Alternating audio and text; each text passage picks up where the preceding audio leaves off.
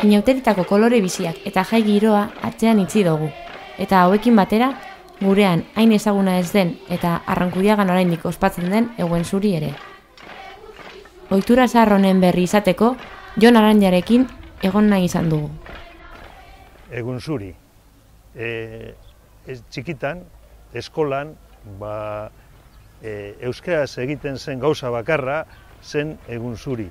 Eta hori, guk ez genekien nondik zetorren, baina bai eguen edo ostegun batean, joaten ginela, eskola joan beharrean, joaten ginela, auzo,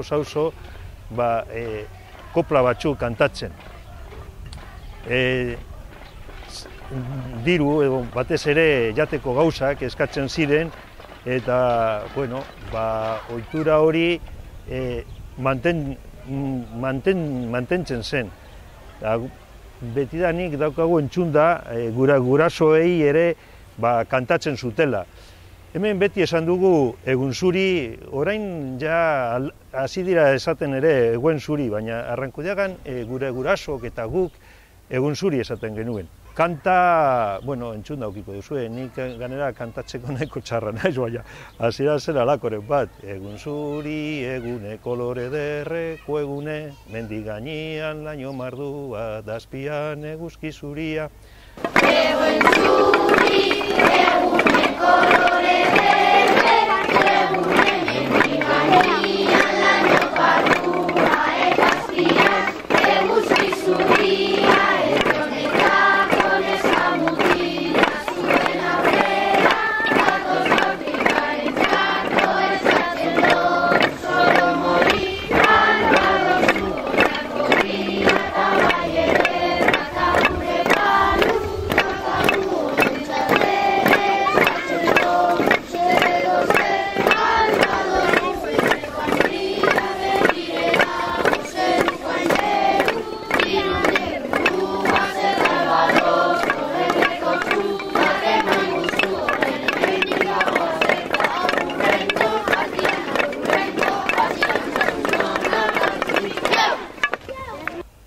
Gure inguruko herrietan galduta zegoen.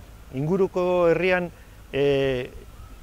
Egun Zuri hau ez da kantatzen. Joan Bargara, Durango aldera edo halako lekuetara aurkitzeko ohitura hau. Egun Zuri kokatu behar dugu iauterietan, euskal iauterietan, eta berarekin erlazionatuta dago.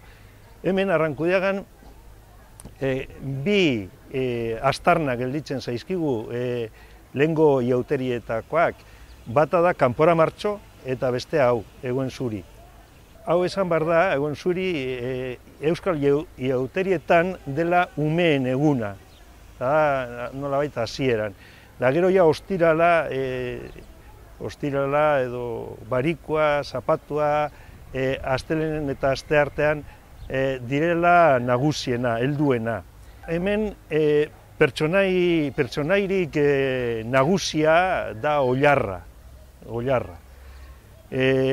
Kantuan bere, dauka bere partea eta ohitura zen oilarra eroatea.